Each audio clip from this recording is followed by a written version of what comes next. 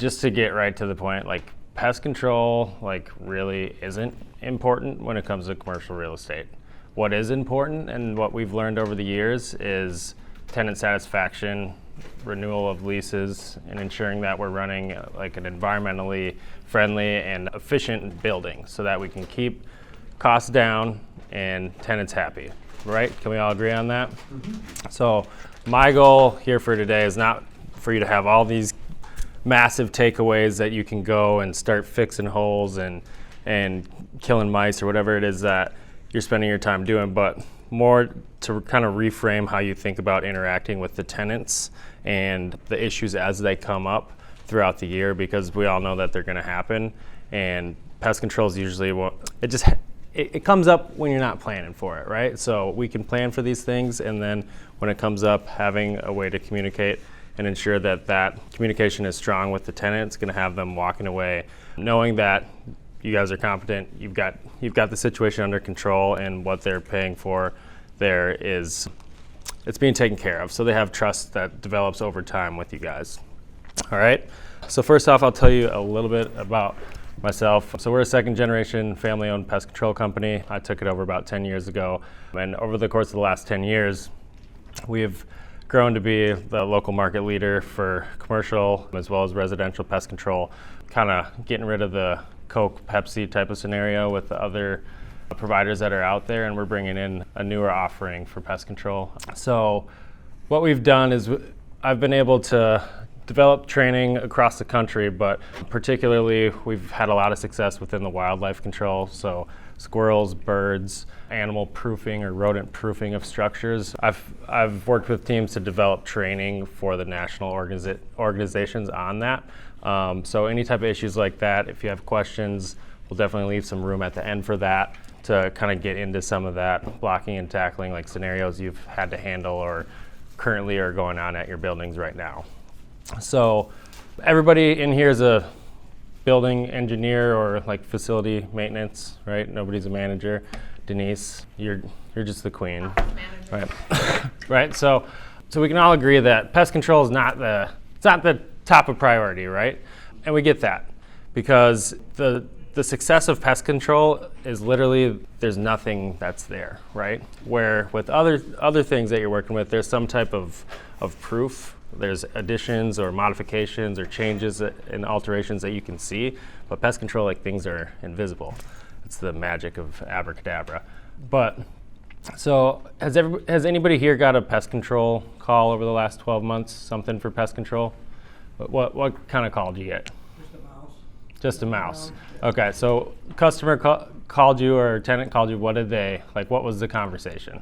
They just said they saw a mouse run by. Okay. And then we pretty much get somebody out there and solve it, and everything's good? Yeah, we just put sticky traps down. You guys, so just so I understand how you guys are handling it typically, when a situation like that happens, are you troubleshooting yourself first, or are you reaching out to the vendor that you have in place to work with them? Troubleshoot. And I get that, right? How about you guys over here? Similar? Like, that's kind of part of what falls into your job description almost, or is it? I think we mostly call the vendor. We haven't really had a whole lot of pests, so we've been lucky on that. Proactive, yeah. That's always exciting.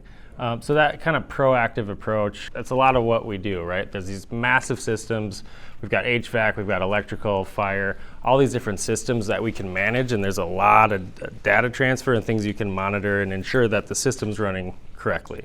So where is it in pest control, right? Where does that system exist? It exists with that relationship between you guys and the provider, or it exists within your capabilities and the time that you spend to solve whatever issue that might be. So how many of you guys have massive teams that you work with to take care of the buildings? Is it just you two guys? We've got six. Six? And three. Okay. So there's a little bit of limited resources there, right? So when it comes to pest control, with all these other big systems that have to be managed and maintained, the time restriction and the limitation on the time, that's really like that's the value here in this room. Like you guys' time is all really valuable, right? And the ability to solve something and solve it at a high level, that's why you guys are in the roles that you are. So HVAC, electrical, these type of things that come up that you have to manage and maintain, that kind of falls on your shoulders, right? So has every pest solution for you guys been like really straightforward? You solve it every time? Has anybody had to play checkers or chess with animal before? Were they, yeah, right? So even with the systems we've built and the processes that have been established, wild animals are wild animals, right? And they're literally evolutionarily designed to survive. So we can make all the modifications. We can put bird spikes up or shock track, whatever it might be, to keep the pigeons away. But it doesn't mean they disappear. They just might not be on that building, right? So ensuring that we understand holistically, like, hey, we don't need to be the best at knowing all these, everything about the rodents or the mice or anything like that. But we do need to know enough to identify when we're going around and inspecting and seeing, okay, this wasn't there before, these droppings weren't there before, or there's dead flies over here in the window, whatever it might be. Those are little signs and indicators that we either need to call the pest control vendor and ensure we get it taken care of, or option two is we can just wait for a tenant to complain about it. And that's not good. Is everybody's building full in the room? Does anybody have vacancy? We have some big. Yeah, you guys are pretty full? Yeah. That's good. Just one tenant. Travelers, right? Yeah. You guys heard of Travelers? Just kidding. So you guys ensuring that we keep those tenants happy, that's really important, right? Because there's tons of things to do in these buildings, right? There's calls coming in all over the place, and at the end of the day, it falls on you guys, and you guys are passionate about what you do, you're good at what you do, and being able to ensure that even if it's like a pest or a rodent or whatever, that tenant knows and has trust in you makes your job a lot easier, and it makes them a lot happier. Can we agree on that? So when it comes to communication within pest control particularly, the biggest thing comes down to a proactive approach when it comes to handling the occupants of the buildings that you have. Because when it comes to the end of that lease term, we want to make sure it renews, or we want to build additional value to ensure that they know, hey, this is a building where they're taking care of us, they're taking care of the property, it represents our business well, and because of that, we're choosing to stay here. So although pest control, like, we always get the questions like, what's the craziest bug story you've got, or what's the nastiest thing you've ever dealt with?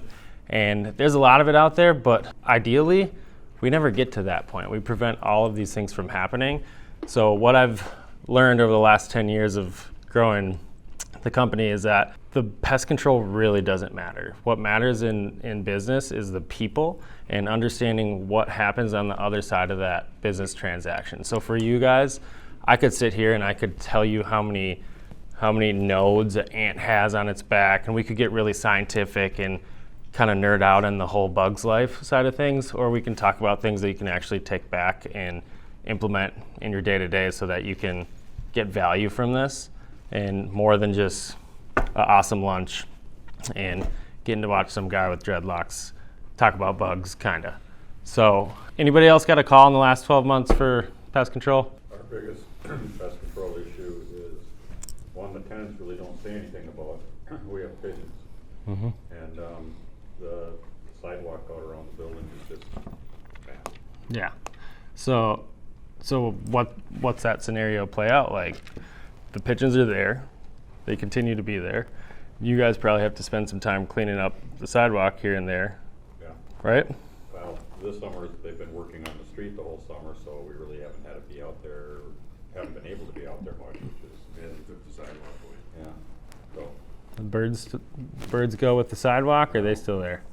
Bummer. So when the sidewalk comes back in, and when winter comes and we start using the sweeper, and the snow, instead of being white, is just this pukey gray color. The pigeons shit on the sidewalk, and it's just gross. so my guys are they're poop pros, right? They walk around, they look at different types of poop, they identify what it is, and they try to prevent something from pooping there again. Like, that's a big part of our business. So does anyone want to hold poop at all or like touch it? Anything? I got 3 dogs, I got enough food. Yeah, so, but like, there's like this evolutionary thing where we don't want to touch it because it's kind of gross. And like, everybody knows that it's not safe, it's not sanitary, right? So with something like pigeons, which the population's getting bigger and bigger here in St. Paul, they're gonna keep being there. They like to roost halfway up on a building. They want something above them so they feel safe, and they want to be 20 to 40 feet up in the air typically. But those things reproduce like rabbits, and the droppings from them are literally, from a public health standpoint, it's the worst case scenario, and it's very much overlooked because it just kind of blends into the structure and the like ambiance, probably not the best word, of downtown. But these droppings for you guys, if you're out there, I mean, when it's wet and there's snow, it's not getting up in the air, so it's not quite as bad. But if you guys are walking around in that with your boots and you're bringing that home, things like that, like that's literally leptospirosis, cryptococcus, like 21 different zoonotic diseases, which is a disease that can get passed from an animal to a human. There's 21 that are in pigeon droppings, okay? So let's talk about pigeons a little bit more. So how much feces do you think one pigeon produces over the course of a year? Just one. Guesses? 20 pounds. Freaking nailed it. That's exactly how much. So 20 pounds from one pigeon. And is it going to all be in one place? No, not necessarily. But let's think of some of these areas where there's HVAC systems up there, and there's 20 pounds of pigeon droppings that builds up over time. And now that's right outside the intake for the HVAC system for the whole building.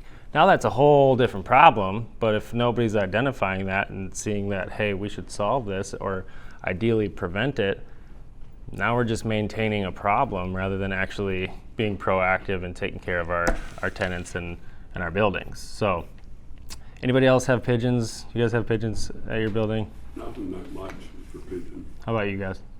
Not really, no. All right, so tell me about your pigeon problem. Let's solve it here for you.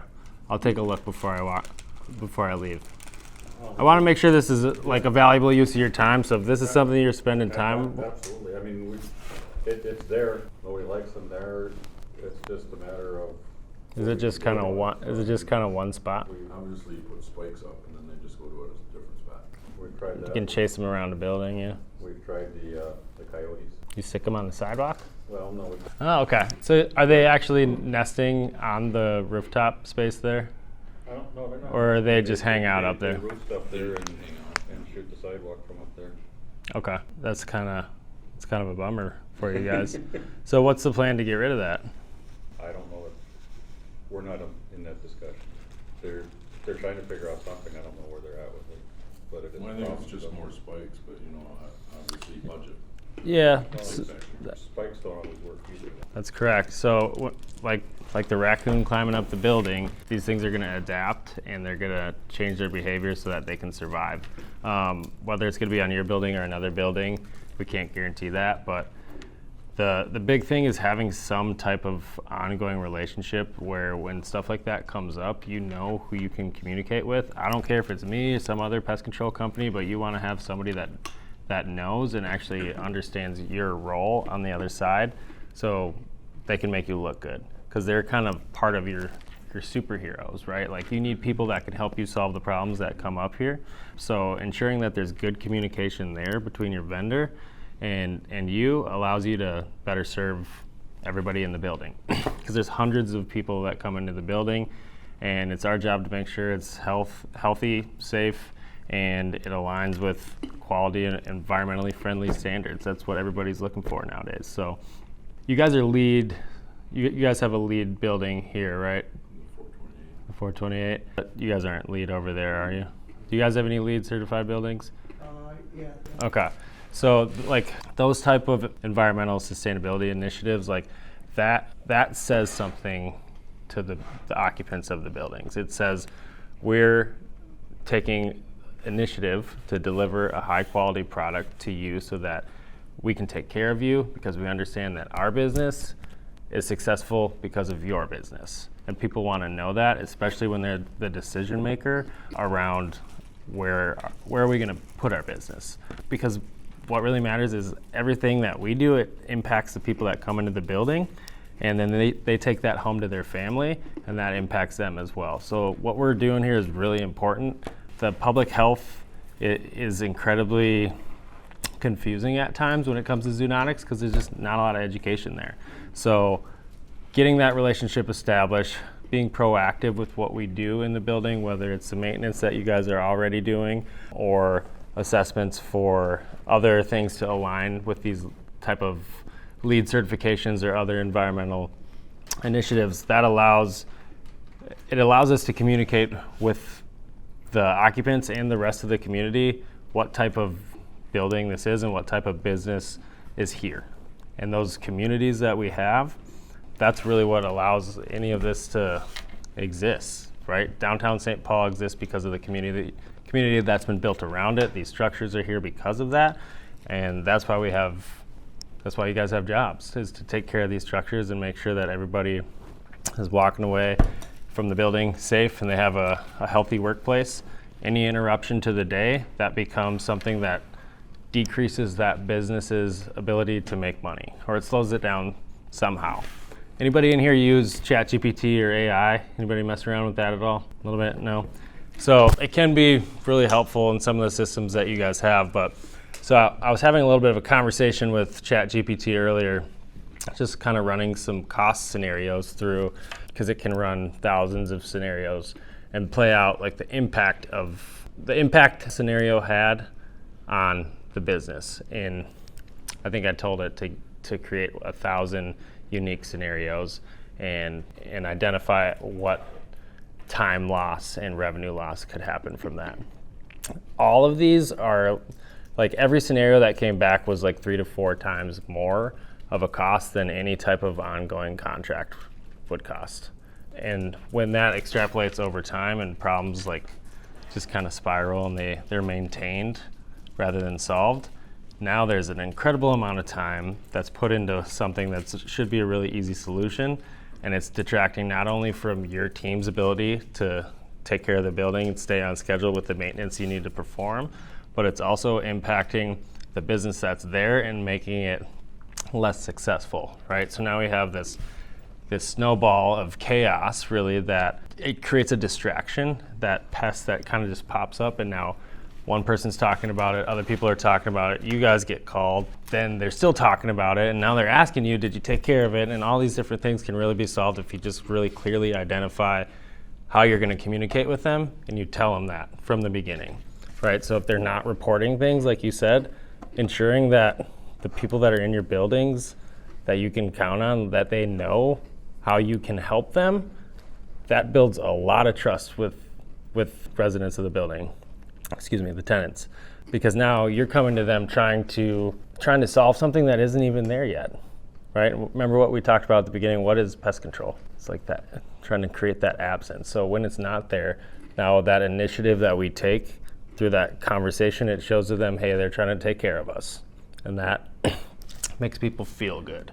But when it comes to bugs or any type of issue, a lot of it's going to be emotionally charged. So understanding that going in, it helps us better navigate that other side of it, because we don't know if somebody grew up in an area where they had a snake phobia or something like that, and that's really the emotion that's pulled out. Like we can't know that. It's a phobia industry, really. So in order for us to navigate it, we just got to realize if there is a bug or any type of thing that's being discussed, they're going to typically have a little bit of a higher level of stress. There's going to be some type of phobia, and being able to just say, hey, we got you taken care of. We'll get out there, we'll take a look, and it'll all be taken care of. If there is another issue, I'll follow up with you at this time, or I'll follow up with you this way. So now they know, rather than having to call and create a whole bunch of additional time loss, they know, okay, they're going to call me at this time, or they'll let me know if it didn't work this way. So now there's no additional questions in the process, because you've clearly identified what's going to occur after you get off the phone or after you end that conversation, so they know what the ideal outcome is and what to expect moving forward.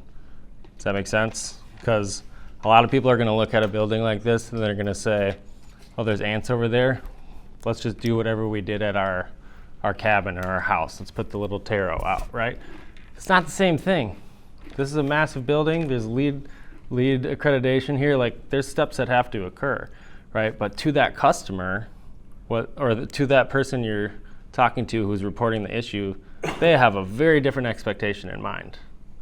So ensuring that they know, it doesn't really matter like what the steps are, what chemical or service happens. They just want to make sure it's not there anymore in its simplest terms. So trying to keep it simple when we're communicating with them and ensuring that they know, hey, we're going to handle this. That builds trust because now you're demonstrating confidence.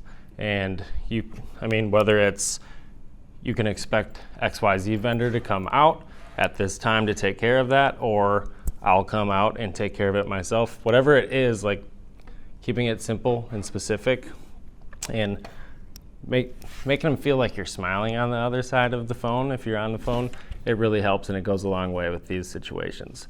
So the other thing, when it comes down to pest control, it's like a budget thing, right? People talk about budget. That's important with these buildings. We got to keep that at the right place so that we want the tenants here. We want them to stay here, and if prices keep going up, well, that's not always good for tenants staying there. So when it comes to pest control, it is, you could spend 5 times whatever our cost would be, and it's usually a lot less than a lot of these other vendors. It's so minuscule that the conversation even being had around the cost of this item, it actually costs more time to have that conversation than just making a decision with whatever vendor you have a good relationship and can communicate with effectively. Because at the end of the day, they're professionals that are trained. They're coming out here so that they can supplement your time, so that all you really have to do when it comes to these issues and taking care of the building is communicate, right? It's not, we got to go get these traps or these glue boards or anything like that, right? There's people that can get this taken care of very, very quickly, and they don't have to ask those questions. Now, I know it is a lot of fun, right? Especially if you got a cabin, mice are coming in, a lot of people like to snap them all, but you can do that on your own time. When it comes to here, like within these structures, it's our job to be efficient and effective, right? And we can go into mouse trapping 101 if you want. I think we got a little bit of extra time here, but a better thing would be walking away from here looking at, okay, what are our communication standards around pest control? Do we have them? Does everyone on our team know that? And do the people that need to report those issues to you, do they know the way to do that? Because one of the worst case scenarios is an issue existing and it not being reported, and now it becomes an infestation, and then you're on the news or something, and then that's literally the worst case scenario. So identifying these things, being proactive, not in any type of activity, but really just thinking about, hey, what's the process here? What do we do? Because in the grand scheme of things, pest control is usually one of those contracts that's just an inherited contract from the previous property manager or the previous building owner, because it's such a small thing that it's really often overlooked, right? Just like the pigeon droppings out there where they keep happening and they get reported, but maybe they don't get reported, but they should be taken care of, like things like that. You can get in front of that. You can plan for it and make sure it fits within the budget so that you can create the safest workplace possible for everyone that comes in here to work. So I know you guys got other stuff to do, like work isn't your whole world, but you're showing up and you take you want to deliver a high standard or a high quality of work when you come here, because you take pride in what you do, working with your hands and solving problems.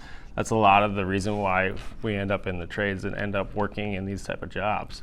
So for somebody to feel that you aren't doing that, to feel that you're not taking that, that's like a slap in the face, right? So in order to make sure you guys all get to feel good, because that's important to me, everyone here has feelings, right? So just ensuring that you kind of create the framework here. Do you need a hug? No?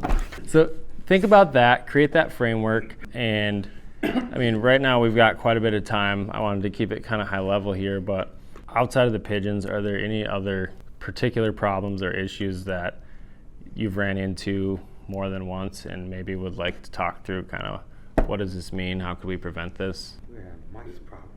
Mice, okay. Yeah. In certain areas, Yeah. always seems to be. Certain areas. Like mechanical type of areas, or? Tenant space. Typically, we know it's this time of year, especially those drawers are filled with all kinds of goodies, crumbs everywhere, what have you. So what we do is normally if somebody sees one or something, they'll write up a work order that comes directly to us. Okay. And then what we'll do is I will go up there and I'll talk to the person, ask them where they saw it, what direction. Try to look around. We'll do what I can. I'll set some traps, and then our vendor comes every Friday. Okay. So they'll print out the work order, put it in the slot, and say you'll come in to get another one.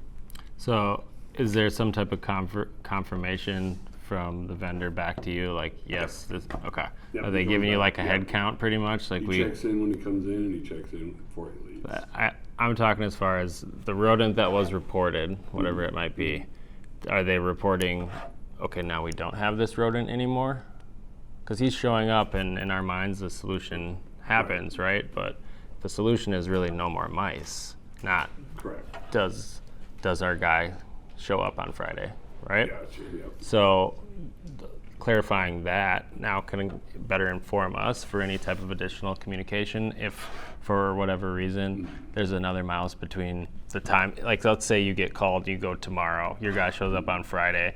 If there's a mouse on Monday, Tuesday, Wednesday, or Thursday, they're gonna be calling you again, right? And then we'll call him. Yeah, so, and that solution, that can work, right? But now, when there's double communication from potentially the same phobic person that saw the mouse, now they got a week to think about what's going on with the mouse, and now that's what they have when they're coming into work every day, is that phobia, right? So that peace of mind, so that people can come in and have the right framework within their mind to do their job. Like, sometimes mice can interrupt that, which is not good for anybody. Right. So it's very straightforward, but so the rodents that you are having, is it on a ground level type of access, or is it higher up in the building? Higher up, Higher up, second usually floor. second floor, first and second, usually. Yeah. Person. But anything past that? Or is it usually just kind of those Three. first two? Those two only. So one of my favorite words is animal proofing. Do you guys know what that is? That's the prevention of the ingress of these rodents. So that is going to happen on the outside of the building, or if there's any type of plumbing or mechanical coming in below grade, like those type of intrusions or penetrations into the building structure and framework, that's another place where they can travel, especially in these older areas. Yeah, pretty much. It's maybe it's his fault. I don't even know. So one thing about mice or rodents in general, they're terrible at regulating their body temperature. So they almost always are going to be found by a source of heat, right? So temperature drops. Sorry, I'm not trying to call you out here. So temperature drops. They're darn near cold-blooded, pretty much like snakes, where if they don't find something that can either keep their body heat in or provide additional heat to them, they're literally dead. So that type of evolution forces them to be really, really good at finding ways in. So anybody know how big of a hole we need for a mouse to get in? It's anything bigger than a 1/4 inch, right? So dime, pencil, whatever it might be. It's really freaking small, and there's probably 1 or 2 holes that are bigger than that on most buildings in downtown St. Paul and Minneapolis, right? So you guys is buttoned up. We got nothing over there. So I've only seen 2 in 23 years. Heard of it. well, that's good. Maybe we should ask him what he's doing over there. Well, a really good cleaning company. And maybe they're the ones not reporting it too, right? There's other vendors involved, You gotta eliminate the food source, right? or the mice. The food source is there Wool help when it comes to sealing up a hole. sealing holes.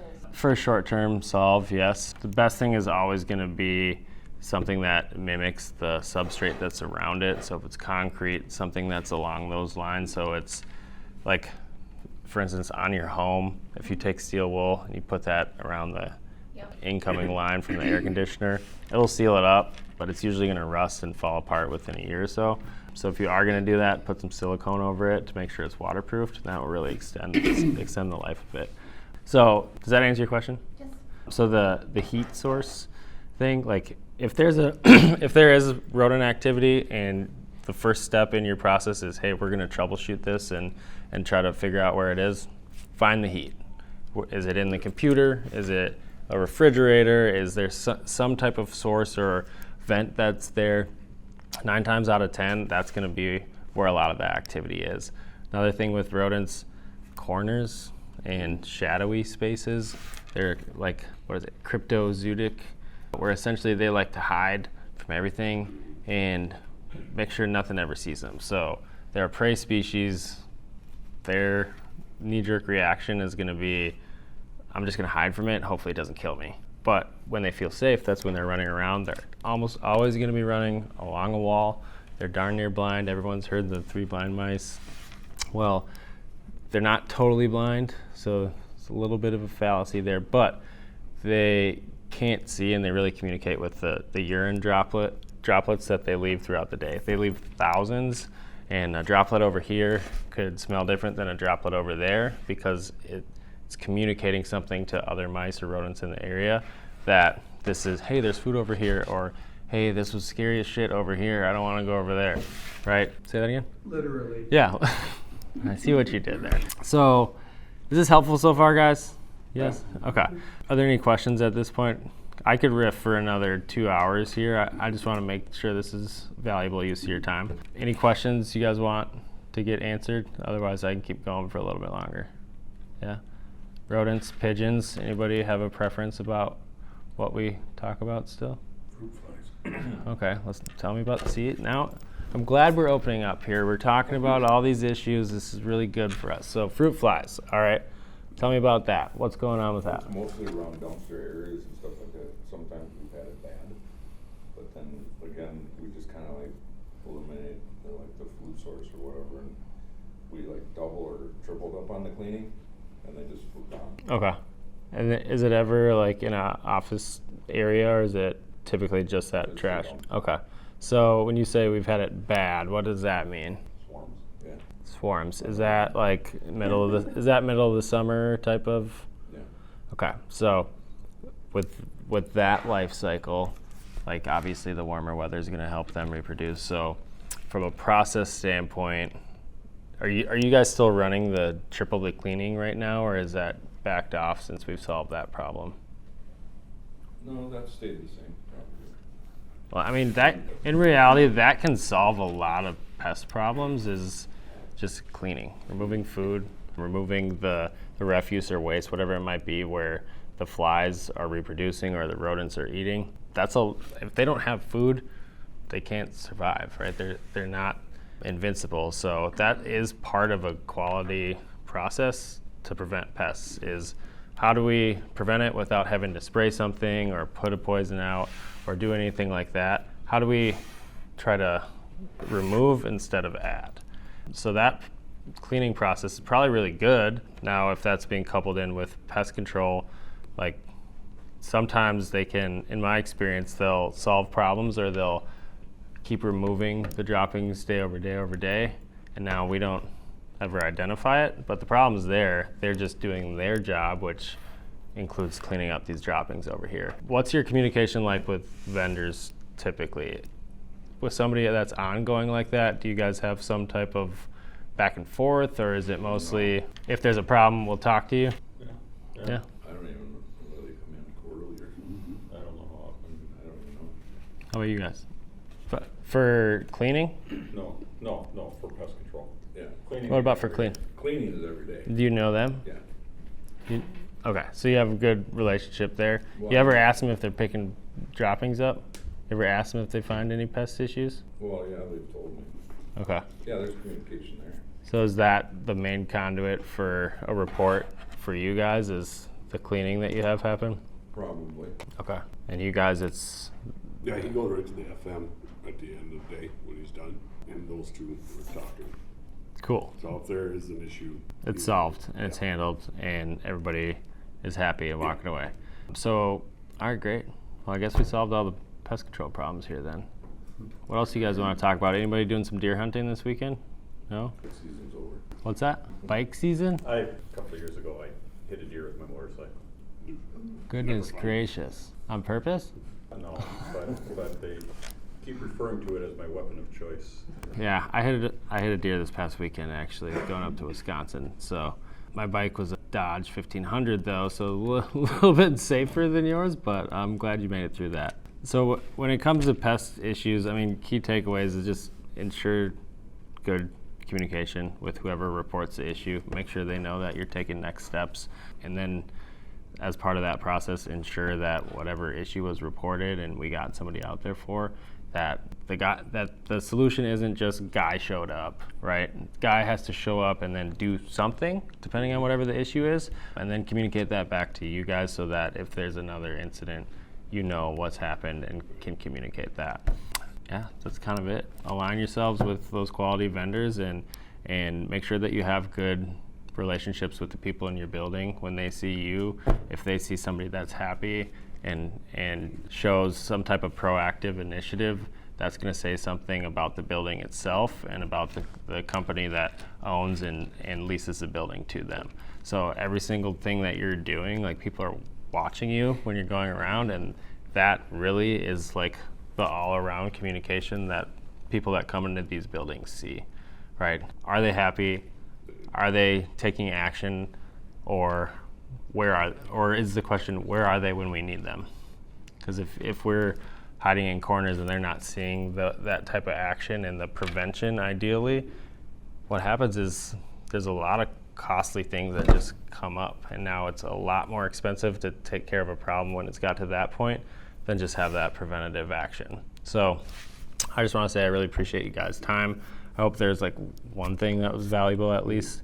If you guys have any questions, or you want another set of eyes to troubleshoot the pigeons or whatever you might have, just reach out to me. I'll help you out. It's not always a fast process for solving it when it comes to bigger items like pigeons or something like that, but we've done it before. It's really easy, and if there's anything we can do to bring value, that's what we're here for. That's why we partner with BOMA and other organizations, because there's a real need out there, and we just try to fill that in whatever way we can. So just use me as a resource as you need. Hope you guys have a great day, and looks like the snow stopped. Do you use live traps for most of the bigger animals that you have to take care of? Great question. So the answer, yes, comma. The state regulations require different things depending on which city or county you might be in. So the vendors you work with, knowing that from a public perception standpoint, can really help make sure we prevent a bad interaction there. So live traps, if there's any type of live trapping on a building like this, that should be covered so that nobody's seeing an animal stuck in a trap on a CBRE building, right? That's not ideal. So taking all that into account, it's really important. Do you guys have any like squirrel issues in downtown here? Do you do residential? Yeah. We need to talk. We're talking. I got squirrel 22, issue. come on. That's frowned upon in the city limits, though. Yeah, I mean, that's where we kind of got our start, was residential. I mean, as a smaller company, it's pretty easy to start up there, but as we've grown, like, the commercial really just came naturally for us, because a lot of the people that were taking care of their homes, they work in an office or they own a building or a business, and kind of grew that way for us. But now we're about 20 years into business. We've got a huge focus on the commercial. That's why you guys see me at all the BOMA meetings. But residential is kind of our bread and butter. Like, I could help you solve that problem pretty darn fast. But the thing is, if you guys are going to try to do that, it might take longer than if we took care of it. But I know you guys have the skill set to be able to solve those type of problems if you can get on the ladder and do all that, right? It just comes down to safety and, like, where do you spend your time, and do you want to spend your time and still have a question mark on whether or not it's going to be solved? Yeah, in the process of buying my neighbor's house, and for 2 years I've heard the squirrels running up and down the eaves, so I know they're in there. Yeah. Is it in Minneapolis or St. Paul? St. Paul. Yeah.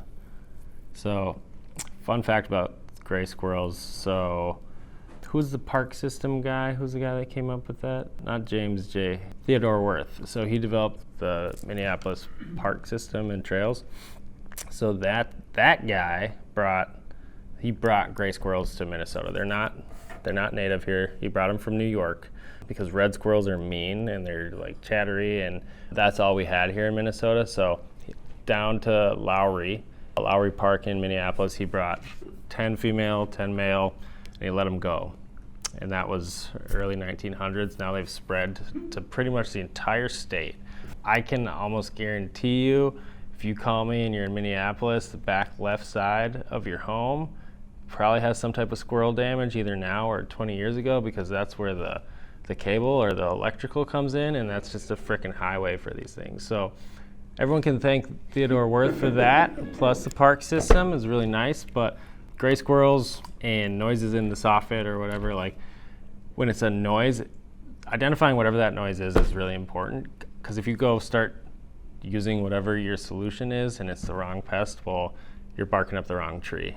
No pun intended, but identification of the pest is step one, then removing stuff like the refuse or the access, whatever it might be.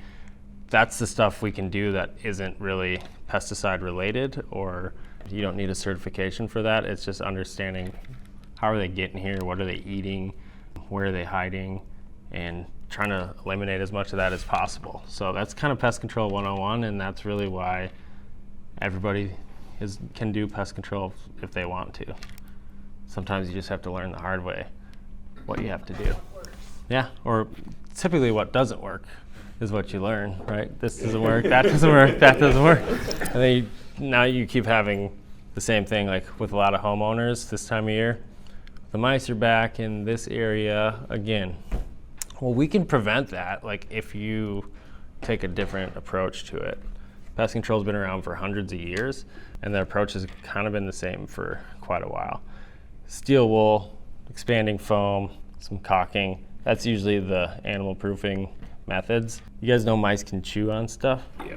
So foam is actually like the worst thing. They use it to urinate on because it's like a diffuser for them almost. So don't use foam, use quality building materials. Metal, high-grade metal is going to prevent all the chewing animals from accessing, and that's what we do.